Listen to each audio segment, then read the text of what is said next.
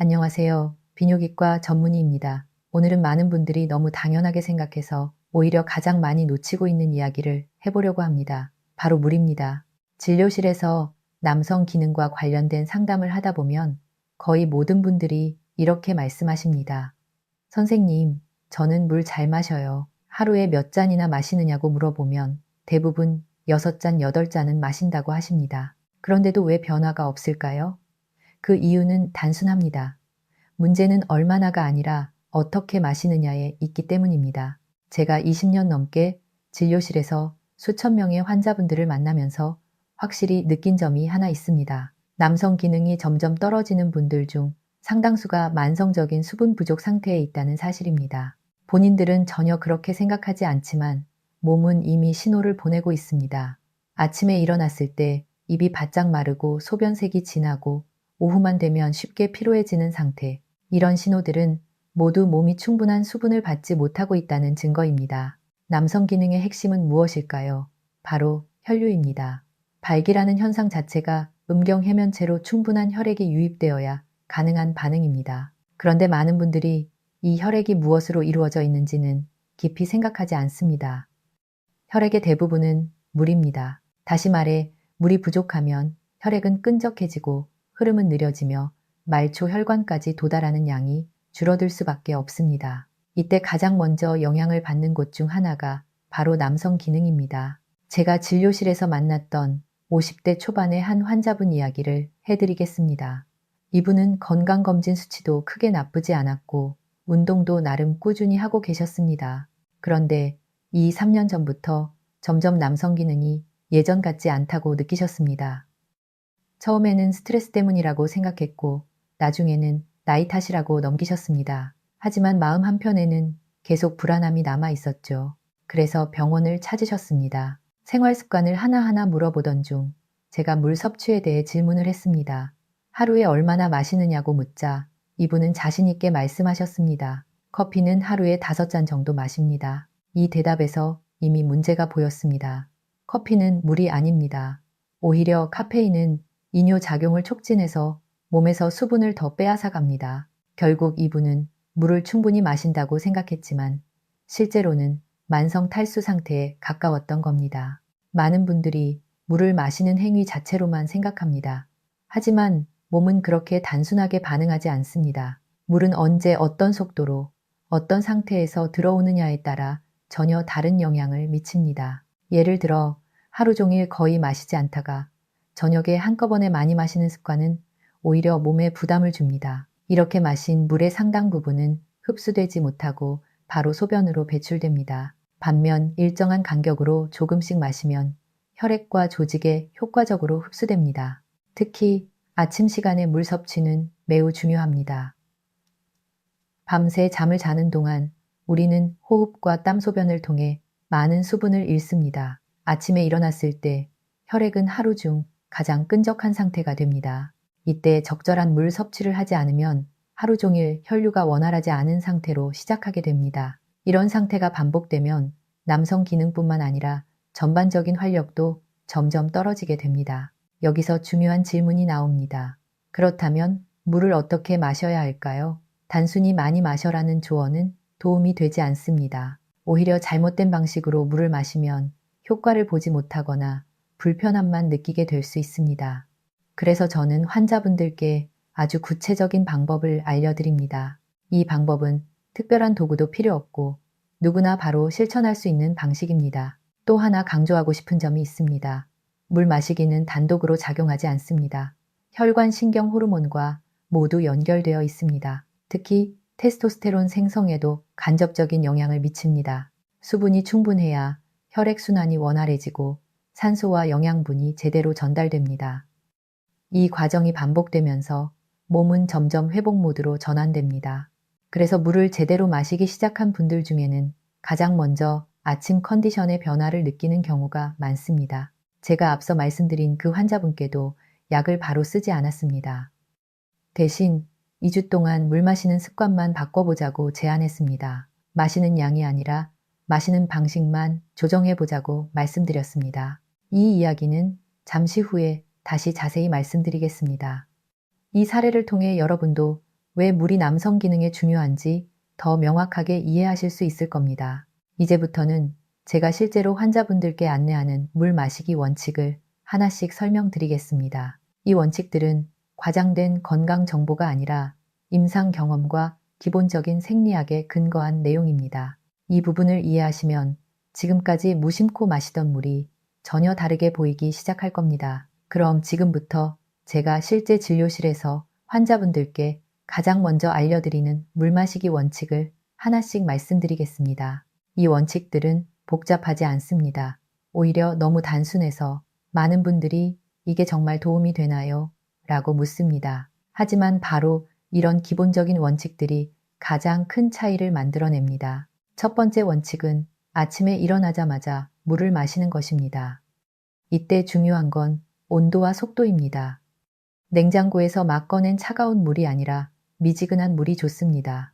그리고 한 번에 벌컥 마시는 것이 아니라 천천히 마셔야 합니다. 왜냐하면 밤새 탈수된 상태의 몸에 갑자기 찬물을 들이붓게 되면 혈관이 순간적으로 수축할 수 있기 때문입니다. 미지근한 물을 천천히 마시면 혈관이 자연스럽게 이완되면서 혈액이 묽어지고 하루의 혈류 흐름이 훨씬 부드럽게 시작됩니다. 이 아침 물 한 잔이 남성 기능에 중요한 이유는 아주 단순합니다. 하루 중 가장 혈액이 끈적한 시간에 혈액의 점도를 낮춰주기 때문입니다. 혈액이 묽어지면 말초 혈관까지 혈류가 도달하기 쉬워집니다. 이건 단순한 이론이 아니라 실제로 환자분들이 가장 먼저 체감하는 변화이기도 합니다.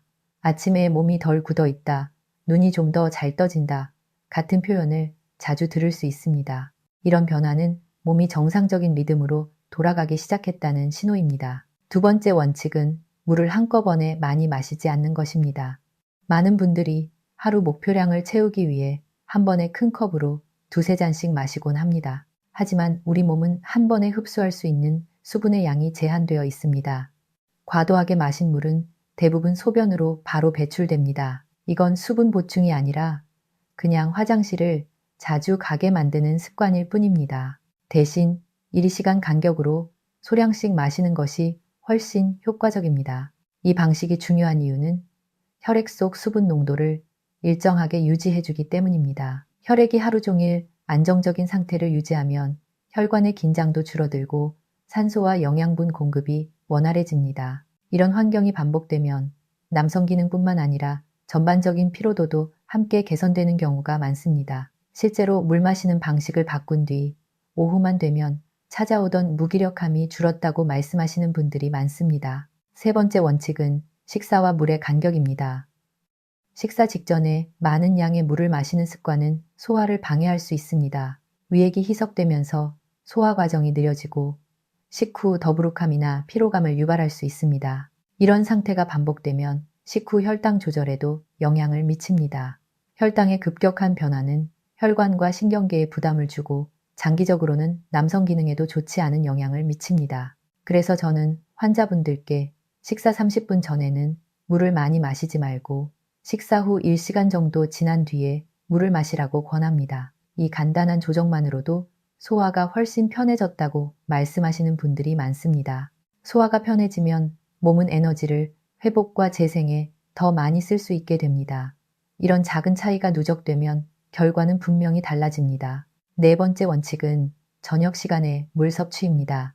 많은 분들이 물은 많이 마실수록 좋은 거 아닌가요? 라고 묻습니다. 하지만 저녁 늦은 시간에 과도한 수분 섭취는 오히려 수면의 질을 떨어뜨릴 수 있습니다. 밤에 자주 깨서 화장실을 가게 되면 깊은 잠에 들어가기 어렵습니다.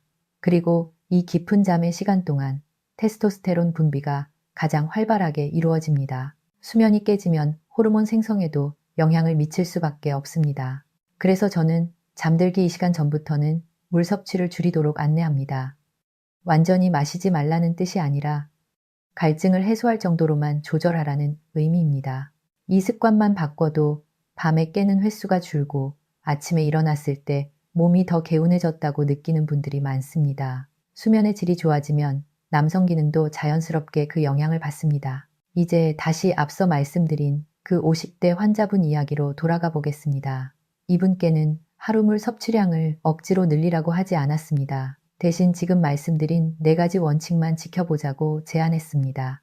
아침에 미지근한 물 한 잔 낮 동안 조금씩 나눠서 섭취 식사, 전후 간격 조절, 저녁 늦은 시간, 물 줄이기 딱 이것뿐이었습니다. 처음 일주일 동안은 큰 변화가 없다고 하셨습니다. 오히려 화장실을 자주 가게 되는 게 불편하다고 하셨습니다. 하지만 2주차가 되면서 몸이 적응하기 시작했습니다. 소변색이 연해지고 오후에 피로감이 줄었다고 하셨습니다. 그리고 3주차쯤 되었을 때 아침에 자연스러운 반응이 다시 나타나기 시작했다고 조심스럽게 말씀하셨습니다. 저는 이 이야기를 들으면서 전혀 놀라지 않았습니다. 이건 몸이 정상적인 수분 균형을 되찾았다는 신호이기 때문입니다. 중요한 건 이분이 특별한 약이나 보조제를 추가하지 않았다는 점입니다. 오직 물 마시는 방식만 바꿨을 뿐입니다. 물론 모든 분들이 같은 속도로 같은 변화를 겪지는 않습니다.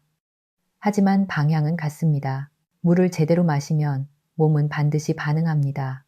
문제는 우리가 그 반응을 기다리지 못하고 중간에 포기한다는 점입니다. 이제 마지막으로 하루 전체를 기준으로 어떻게 물 마시기 리듬을 만들면 좋은지, 그리고 이 습관을 어떻게 지속할 수 있는지에 대해 말씀드리겠습니다. 이 부분을 이해하시면 물 마시기가 더 이상 부담이 아니라 자연스러운 생활의 일부가 될 겁니다. 이제 하루 전체를 기준으로 물 마시기 리듬을 어떻게 만들면 좋은지 말씀드리겠습니다. 많은 분들이 규칙을 너무 많이 만들면 오히려 스트레스가 됩니다. 라고 말씀하십니다. 맞는 말입니다. 그래서 저는 환자분들께 복잡한 시간표를 주지 않습니다. 대신 하루의 흐름 속에서 자연스럽게 반복될 수 있는 기준만 잡아드립니다. 이 기준이 잡히면 물 마시기는 의식적으로 노력하는 일이 아니라 습관이 됩니다. 하루의 시작은 이미 말씀드린 것처럼 아침 기상 직후에 물 한 잔입니다. 이 한 잔은 하루 전체의 출발점입니다. 그 다음부터는 갈증을 느끼기 전에 조금씩 일하는 원칙을 기억하시면 됩니다. 갈증은 이미 몸이 수분 부족 상태에 들어갔다는 신호입니다. 갈증이 오기 전에 한두 모금씩 보충해주는 것이 훨씬 효과적입니다. 그래서 저는 책상 옆이나 가방 안에 작은 물병을 두는 것을 권합니다. 크지 않아도 됩니다. 오히려 너무 크면 한 번에 많이 마시게 됩니다. 점심 전후의 물 섭취도 중요합니다. 오전 동안 활동을 하면서 수분이 빠져나간 상태이기 때문에 점심 식사 후 1시간쯤 지나서 물을 한 컵 마셔주면 좋습니다. 이때 많은 분들이 졸음을 느끼는데 사실 이 졸음의 상당 부분은 소화 문제와 가벼운 탈수에서 오는 경우가 많습니다. 이 시점에 물을 조금 보충해주면 오후의 컨디션이 훨씬 안정됩니다. 실제로 오후에 집중력이 좋아졌다고 말씀하시는 분들이 이 시점에서 가장 많이 변화를 느낍니다.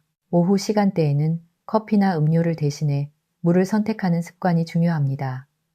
커피를 완전히 끊으라는 뜻은 아닙니다. 다만 커피 한 잔을 마셨다면 그만큼의 물을 추가로 마신다는 기준을 세우는 것이 좋습니다. 카페인은 이뇨작용을 통해 몸에서 수분을 더 배출시키기 때문입니다. 이 균형이 맞지 않으면 아무리 물을 마신다고 해도 몸은 여전히 부족하다고 느낍니다. 이제 저녁 시간입니다. 저녁 식사 전후에는 낮 동안의 수분 섭취 상태를 점검하는 시간이라고 생각하시면 됩니다. 하루 종일 물을 거의 못 마셨다면 이때 조금 보충해도 괜찮습니다. 하지만 잠자기 직전까지 계속 많은 양을 마시는 것은 피해야 합니다. 앞서 말씀드린 것처럼 수면의 질은 남성 기능과 매우 밀접하게 연결되어 있습니다. 밤에 깊이 잠들지 못하면 아무리 낮 동안 관리를 잘해도 효과는 제한적입니다. 여기서 많은 분들이 하나 궁금해 하십니다. 그럼 하루에 정확히 몇 리터를 마셔야 하나요? 이 질문에 대해 저는 항상 이렇게 답합니다. 체중 활동량 계절에 따라 다르기 때문에 숫자에 집착하지 마세요. 대신 소변 색깔을 보세요. 연한 노란색이라면 충분합니다. 너무 맑아도 과도한 섭취일 수 있고 진한 색이라면 부족하다는 신호입니다. 몸은 이미 스스로 판단할 수 있는 기준을 가지고 있습니다. 우리는 그 신호를 무시해 왔을 뿐입니다. 이쯤에서 또 하나 중요한 이야기를 해야겠습니다. 물 마시기를 시작하면 처음 1, 2주 동안 화장실을 자주 가게 되는 경우가 많습니다. 이 때문에 중간에 포기하는 분들이 적지 않습니다. 하지만 이건 정상적인 과정입니다. 몸이 그동안 부족했던 수분에 적응하는 단계입니다. 일정 기간이 지나면 방광과 신장이 균형을 찾으면서 자연스럽게 안정됩니다. 이 시기를 넘기지 못하고 포기하는 것이 가장 아까운 부분입니다. 제가 진료실에서 자주 들었던 말이 있습니다. 선생님, 이렇게 간단한 걸로 정말 달라질 수 있나요? 솔직히 말씀드리면 모든 문제가 해결되지는 않습니다. 하지만 분명히 많은 분들에게 의미 있는 변화가 나타납니다. 특히 경미하거나 중등도의 남성 기능 저하를 겪고 있는 분들, 나이가 들면서 자연스럽게 기능이 떨어졌다고 느끼는 분들에게는 큰 도움이 됩니다. 그리고 이미 약을 복용하고 있는 분들에게도 물 마시기 습관은 약의 효과를 더 안정적으로 만들어줍니다. 혈액이 잘 흐를수록 약물도 제 역할을 하기 쉬워지기 때문입니다. 마지막으로 꼭 드리고 싶은 말이 있습니다. 물 마시기는 비용이 들지 않습니다. 부작용도 거의 없습니다. 누구나 오늘 당장 시작할 수 있습니다. 그런데도 가장 많이 무시됩니다. 비싼 보조제 자극적인 광고에는 관심을 가지면서 정작 가장 기본적인 물 마시기는 대충 넘기는 경우가 많습니다. 이건 정말 안타까운 일입니다. 건강은 대부분 아주 기본적인 것에서 갈립니다. 여러분께 오늘 하나만 부탁드리고 싶습니다. 오늘 이 영상을 보고 나서 내일부터가 아니라 지금 바로 물 한 잔을 천천히 마셔보세요. 그리고 오늘 하루 동안 물을 어떻게 마시는지 한 번만 의식해 보세요. 그것만으로도 이미 변화는 시작된 겁니다. 2주만 시간을 주세요. 그 사이에 몸이 보내는 신호를 느껴보세요. 아침 컨디션 피로도, 수면의 질 그리고 자연스러운 반응들, 분명히 이전과는 다른 점을 발견하실 겁니다. 남성 기능은 나이의 문제가 아니라 환경과 습관의 문제인 경우가 훨씬 많습니다. 물을 제대로 마시는 습관은 그 환경을 바꾸는 가장 쉬운 방법입니다. 오늘의 작은 선택이 몇 달 후, 몇 년 후에 여러분을 만듭니다. 그 시작을 오늘로 정해보세요. 여기까지가 오늘 드리고 싶은 이야기입니다.